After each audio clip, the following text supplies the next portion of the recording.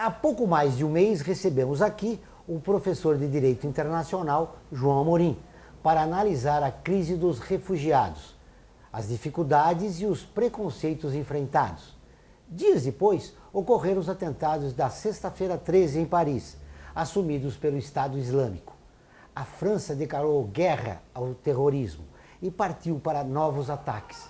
Até que ponto esse clima estimula mais a intolerância e o ódio aos estrangeiros? Como combater o terror sem ameaçar os direitos da cidadania e das minorias? De que forma isso pode prejudicar as ações humanitárias e acolhimento dos refugiados?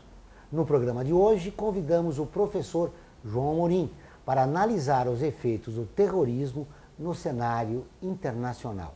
Está no ar o Observatório do Terceiro Setor, o olhar da cidadania.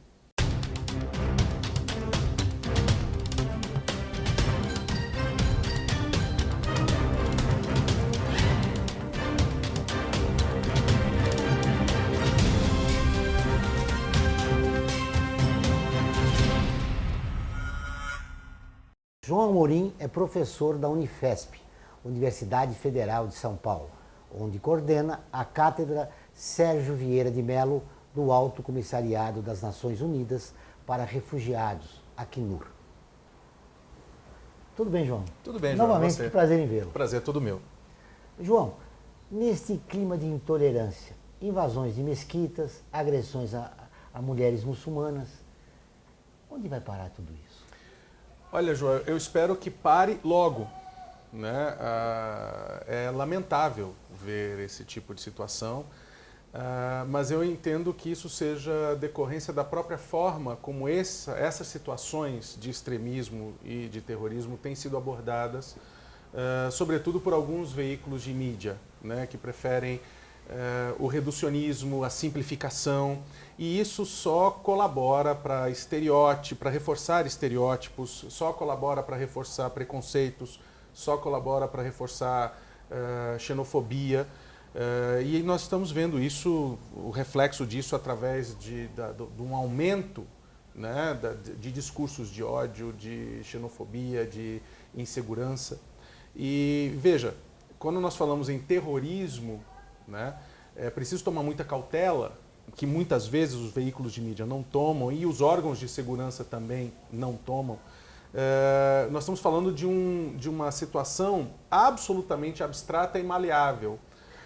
Até certo ponto, qualquer tipo de subversão da ordem pode vir a ser classificada como terrorismo. Aliás, regimes totalitários adoram falar isso, né? Que qualquer manifestação em defesa de direitos, etc., é um ato de vandalismo ou de terrorismo.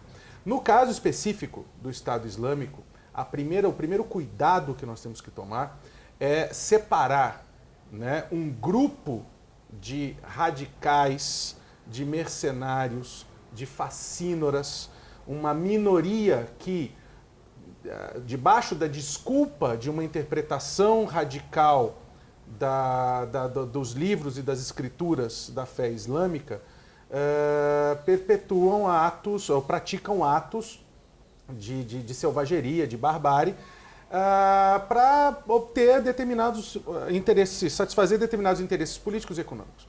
Esse grupo, essa minoria, não é o Islã. Não é a religião islâmica, não são todos os muçulmanos. Muito pelo contrário, eles são uma minoria restrita a determinadas situações políticas e econômicas. Ou seja, é necessário separar o joio do trigo. Sim, sobretudo. De que forma, além de separar o joio do trigo, nós podemos combater e modificar esse cenário? Olha, veja, a situação é muito complexa, a questão é muito complexa, né? E como toda questão complexa, ela não se pode buscar soluções imediatistas, de curto prazo e axiomáticas, do tipo, vamos fazer isso e pronto, está resolvido, ou vamos eliminar tal coisa. Isso é muito complicado quando você parte por esse caminho, porque você elimina o outro, você elimina a complexidade da situação, sobretudo eliminando o outro. Veja, não se fala, né, das vítimas do conflito armado na Síria, não se fala das vítimas dos bombardeios das forças ocidentais à Síria. De um lado, nós temos uma crítica, e tudo que eu estou lhe falando aqui, em nenhum momento eu estou defendendo ou legitimando os atos de barbárie praticados em Paris ou os atos de barbárie praticados em qualquer atentado terrorista recentemente praticados sob a bandeira do Estado Islâmico ou das suas facções auxiliares, Boko Haram, Al-Qaeda do Maghreb, o que seja. Tá? Mas é necessário que se diga, e que para se separar o joio do trigo, é necessário que você compreenda que existem vítimas dos dois lados. Os atentados nas cidades ocidentais geram vítimas, escandalizam? Sim, mas uma semana antes dos atentados de Paris, uma semana, 10 dias antes, ocorreu um atentado em Beirute, no Líbano, e você não viu a mesma comoção, a mesma sensibilidade, sobretudo do Ocidente. Depois dos atentados de Paris, recentemente nós tivemos o atentado em Bamako, no Mali, né? Onde existem tropas francesas residentes buscando preservar interesses econômicos da França nos campos de petróleo do Mali. Né? E você tem, pouco antes dos atentados de Paris, você teve a derrubada do Boeing no deserto do Sinai, no Egito. Né? Então você tem uma série de situações onde você tem, de um lado, né, a sensibilização pelos mortos e pelos atentados de Paris e, de certa forma, uma indiferença dos mesmos veículos de mídia com relação aos mortos, às crianças mortas, aos adultos mortos em todos esses atentados e nos bombardeios que vêm sendo praticados. Depois dos atentados de Paris, a França intensificou bombardeios na Síria e gerou um sem número de mortes civis também. Então é preciso, primeiro, que nós analisemos as causas desse conflito, o que está por trás desse conflito. E que nós, tanto potências ocidentais quanto países árabes, reconheçam as suas respectivas responsabilidades no patrocínio e na geração dessa situação. Falando em responsabilidades, quem construiu a geopolítica do Oriente Médio foi as grandes potências mundiais por interesses econômicos. Grã-Bretanha, França e, mais recentemente, Estados Unidos, com alguma participação da Alemanha na derrubada, na ruína, né, no final do Império Turco-Otomano. E se você for olhar, até a Segunda Guerra Mundial, França e Grã-Bretanha eram os principais protetorados das regiões e dos países egressos do Império Otomano. Então, não se pode desconsiderar que esses países têm uma certa responsabilidade, até certa medida, obviamente, mas uma certa responsabilidade na condução da formação desses estados, da construção cultural dessas populações, da segregação de determinados segmentos dessas populações e, sobretudo, da construção de uma visão extremamente estereotipada em relação ao Oriente pelos veículos de mídia ocidentais. A forma como a mídia, a grande mídia, obviamente, existem ótimas e excelentes exceções, mas os grandes veículos de mídia, as grandes agências internacionais, elas canalizam uma visão unidimensional que só reforça estereótipos produzidos já desde o início do século XX e agravados recentemente com essa luta ao terror. E estimula preconceito. E estimula preconceito. No próximo bloco, vamos continuar a conversa com o professor João Amorim. Até já.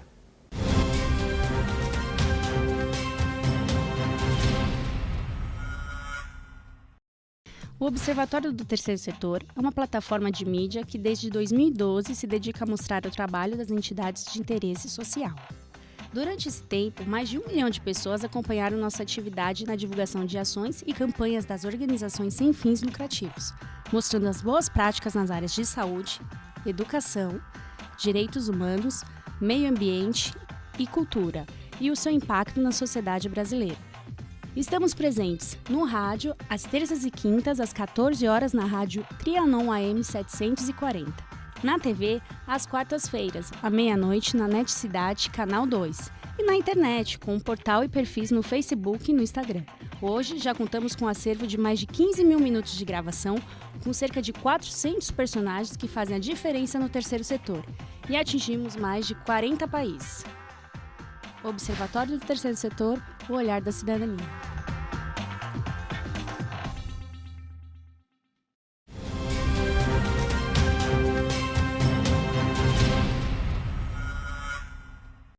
Estamos de volta com o Observatório do Terceiro Setor, o olhar da cidadania. No programa de hoje, conversamos sobre o terrorismo e suas consequências. Nosso entrevistado é o professor de Direito Internacional, João Amorim.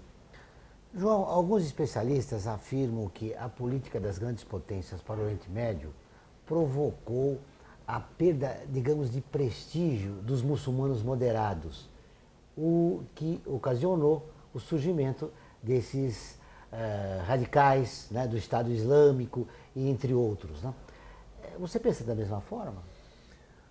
Veja, João, eu concordo que as políticas, ou melhor, as relações internacionais do Ocidente com o Oriente, sobretudo com o Oriente Médio, ou com o que era antigamente o Império Turco-Otomano, sempre foram equivocadas. Seja porque na origem foram baseadas em preceitos imperialistas e colonialistas, com a sucessão do Império Otomano continuaram baseados em preceitos eurocêntricos, imperialistas, preconceituosos, seja porque a partir do final da Segunda Guerra Mundial, mesmo com a participação e intervenção da ONU, você tem uma mudança, diminuem as políticas colonialistas e imperialistas ocidentais, sobretudo a partir dos movimentos de descolonização, iniciados no Egito e em outros países árabes, mas você tem o início, a partir dos anos 60, 70, você tem o início de uma escalada, de uma construção de imagem do radicalismo. Se nós formos analisar, não faz muito tempo, nós tínhamos o mesmo discurso, a mesma imagem do radicalismo religioso, mas não com o islamismo, e sim com as religiões católicas. Por exemplo, nos anos 60 e 70, você tinha o Exército Republicano Irlandês, o IRA, que era um organismo que lutava pela independência, né, da Irlanda do Norte, e que a mídia ocidental e os países ocidentais insistiam em colocar essa questão não como um conflito de autonomia ou por autonomia, mas sim um conflito religioso entre católicos e protestantes. E aí o radicalismo, né, dos irlandeses contra a passividade ou o pacifismo dos ingleses, que eram uma potência ocupante, né? A partir, né, da Organização para a Libertação da Palestina, eu estou fazendo uma síntese aqui muito estreita, e você tem, dentro de um contexto de um mundo bipolar da Guerra Fria, a construção vamos dizer assim, da satanização, né, desses movimentos, muitos movimentos, inclusive radicais, e que tem o seu ápice, ou o seu ápice e a origem, né, da sua concretização a partir da Revolução Islâmica do Khomeini. Mas o seu crescimento não dependeu do recolhimento dessas lideranças moderadas muçulmanas? Olha, em cada país muçulmano, essa relação se deu de uma forma diferente. Se nós formos analisar superficialmente e em linhas gerais, o que nós podemos dizer é que o pouco de avanço das linhas moderadas, porque é um jogo político como o nosso. Veja, hoje no Brasil, fazendo um paralelo grosseiro, hoje no Brasil nós vivemos numa sociedade em que as relações políticas estão extremamente polarizadas, em que você vive um crescimento de um radicalismo, de um discurso de ódio e de algumas tendências fascistas em alguns setores da sociedade brasileira. Isso é um fato desse nosso quadro histórico atual. Não digo que é uma característica da nossa situação política, nem que isso vá perdurar, mas é uma situação da nossa relação política, da nossa adequação das forças políticas. Isso se dá em qualquer sociedade. Isso se dá nas sociedades cristãs, nas sociedades muçulmanas, em qualquer país. Então, o que nós poderíamos dizer é que o avanço grande ou pequeno de forças moderadas em relação ou em contraposição a forças radicais, que ocorre, por exemplo, no crescimento dos partidos moderados em Israel, por exemplo, que se opõem ao radicalismo das políticas de ocupação do Likud e de outros partidos que são de extrema direita e defendem essa posição.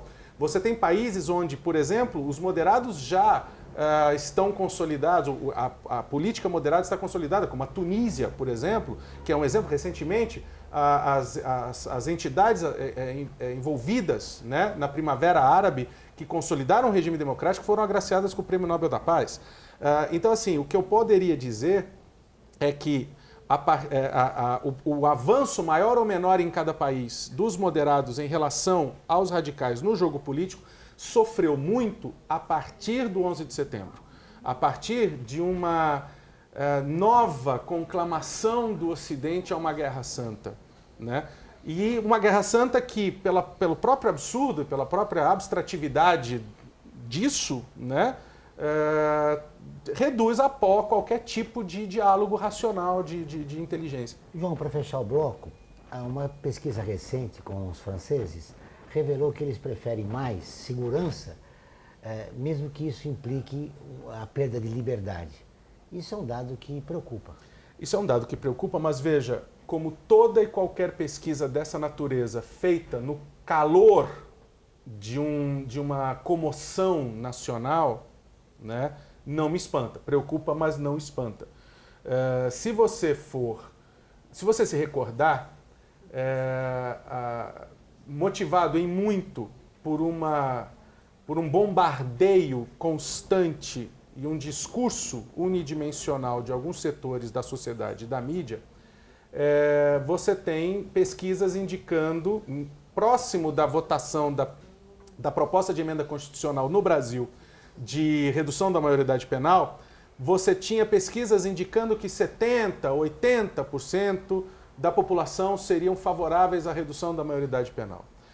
É óbvio que se você bombardear uma pessoa com situações de pânico, o instinto de sobrevivência dessa pessoa, o desejo de segurança dessa pessoa vai se manifestar nesse sentido, que não é, muitas vezes, a mesma posição racional que essa pessoa adotaria numa opinião neutra e informada sobre a situação. Então é óbvio que após os atentados do Charlie Hebdo no início do ano e agora os atentados em Paris, uma pesquisa, ou qualquer pesquisa feita na França, relacionada à segurança, sobretudo com um inimigo abstrato que pode estourar ou explodir ou atacar, ou seja, qualquer um é um inimigo em potencial, o que é um absurdo. Qualquer pesquisa nesse cenário vai revelar que todos querem segurança. É verdade. No último bloco, nós vamos conversar das consequências que o terrorismo internacional pode ocasionar aqui no nosso país. Perfeito. Vamos agora a mais um intervalo e voltamos dentro de instantes.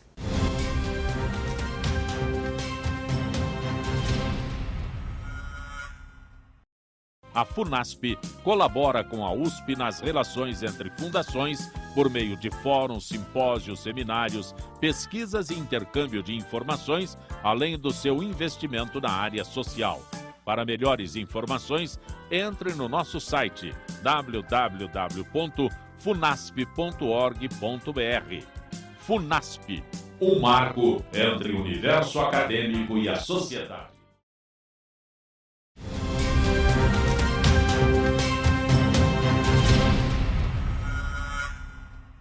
Chegamos ao último bloco do Observatório do Terceiro Setor, o Olhar da Cidadania. Nosso entrevistado é o professor de Direito Internacional, João Amorim. João, essa onda conservadora que passa no nosso país pode potencializar a intolerância, o preconceito contra os refugiados que aqui estão chegando? Pode. Pode, sobretudo, porque nós temos, primeiro, na nossa sociedade, setores ainda extremamente racistas, extremamente xenófobos, tá? E nós temos algumas alas, sobretudo do espectro político, que adoram surfar nesses míseros momentos de exposição midiática, né, em discursos de ódio. Então, eu não me surpreenderia, não desejo, espero que não aconteça, mas eu não me surpreenderia se determinados agentes políticos brasileiros aproveitassem essa onda xenófoba, essa onda de ódio, essa onda de busca desesperada e cega por qualquer tipo de noção de segurança para não só aprofundar e propagar discursos de ódio, discursos de xenofobia, com o claro intuito de simplesmente se promover ou aparecer para as próximas eleições, o que seja, né? O que revela a patente idiotice desses agentes políticos, de alguns agentes políticos, que já vinham se manifestando contrários à recepção de refugiados, que já vinham se manifestando, tentando rotular os refugiados de forma preconceituosa, pejorativa, dizendo que são a escória do mundo. Veja, na minha visão, escória do mundo é quem propaga discurso de ódio. Esse ser humano, para mim, é o pior tipo de ser humano, porque é um ser humano que não enxerga o seu próximo, né? E nem a si mesmo. Mas eu temo que essa onda, né, dos ataques terroristas, esse agravamento da busca de segurança, essa retomada de um discurso messiânico de salvar o nosso modelo de civilização, salvar o Ocidente, ou seja, essa velha fórmula do nós contra eles, possa agravar o preconceito e a xenofobia, sim. A política para os refugiados aqui no Brasil é progressista, ela é avançada. Embora, no momento, o governo tem um índice de popularidade muito baixo. Então, não se contando com o governo para afirmar uma política progressista em relação aos refugiados, qual seria a saída? Veja, na verdade, o governo tem índices de popularidade baixos em determinadas pesquisas, né? O governo atravessa alguns problemas? Sim. O governo atravessa uma situação política complicada? Sim. O governo atravessa uma relação com o Congresso delicada? Sim. E há também uma crise de autoridade. Sim, mas há muita coisa boa. Veja, e aí, obviamente, uma pergunta que eu faço sempre é: a quem interessa essa situação desesperadora de que tudo está ruim, de que nada é bom? Porque alguém interessa, né?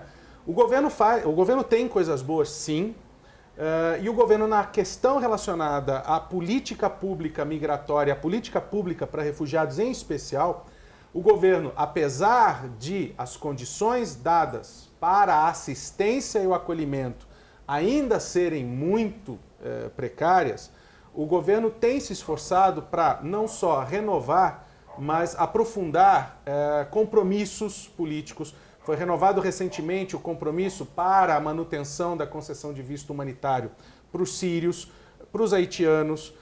Você tem esforços tanto da Secretaria Nacional de Justiça e do Ministério da Justiça, quanto do Comitê Nacional para Refugiados, especificamente, de estabelecer acordos com outros ministérios para aumentar as medidas governamentais de acolhida, né, de refugiados e solicitantes de refúgio, Ministério da Saúde, Ministério da Educação.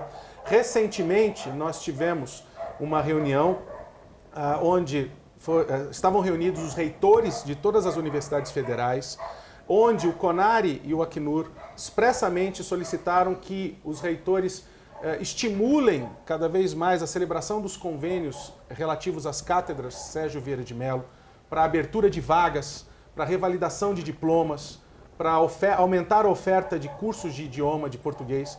Então, assim, há muitas coisas boas. O que nós temos que tomar cuidado é justamente essa tendência à simplificação, a embarcar nessas imagens pré-fabricadas de que tudo é ruim, tudo está mal. Veja, algumas coisas vão mal, mas outras vão bem. Então nós precisamos, como tudo na vida, nós precisamos levar com mais propriedade isso. Alguns especialistas defendem que a nossa crise ela foi criada artificialmente. Na verdade, para obedecer a interesses, né, muito bem localizados. A crise política me parece em muito fabricada. A crise econômica, o que não é potencializado, o que é concreto, me parece que se sobrecarrega na dramaticidade, nas cores, justamente para alimentar essa crise política fabricada. Voltando aos refugiados, para finalizar nossa entrevista, o que mais te preocupa em 2016? justamente a possibilidade de nós termos um crescimento da xenofobia e do fechamento de fronteiras. É óbvio que me preocupa a manutenção das crises humanitárias. Todos falam no apoio à França, na luta contra o terrorismo, mas na verdade nós temos uma guerra na Síria, onde já 4 milhões de pessoas que não têm relação nenhuma com esse conflito foram deslocadas. Nós temos hoje na Síria uma população de mais de 4 milhões de deslocados em diversos países. Uma guerra que é alimentada pelos interesses econômicos, seja dos interesses relacionados à exploração de petróleo, seja dos interesses relacionados à exploração de recursos naturais, seja dos interesses relacionados ao comércio mundial de armas. Nós temos uma guerra na Síria que é alimentada pelas potências ocidentais. Estados Unidos, Grã-Bretanha, Alemanha, França, todos os países dessa coligação, e do outro lado, apoiando a Síria, a Rússia e outros países.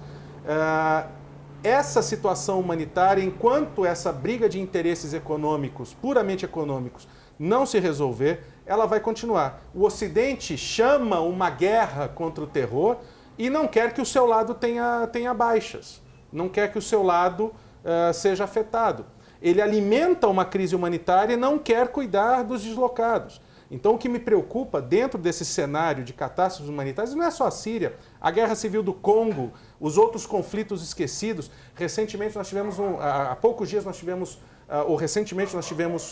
um desastre natural em Mianmar, com mais de 300 mortos, e ninguém se comoveu, ninguém se alertou, ninguém se deu conta disso. Nós temos crises humanitárias espalhadas pelo mundo, alimentando esse fluxo de refugiados, e eu temo que, em função desse discurso de segurança contra o terror, essa entidade abstrata, a gente acabe tendo um aumento da xenofobia, ou seja, essas pessoas deslocadas, que são as principais vítimas, as que mais sofrem nesse confronto entre esses dois lados hiperpoderosos de conflitos econômicos, essas pessoas vão continuar sofrendo. Essa é a minha maior preocupação para 2016.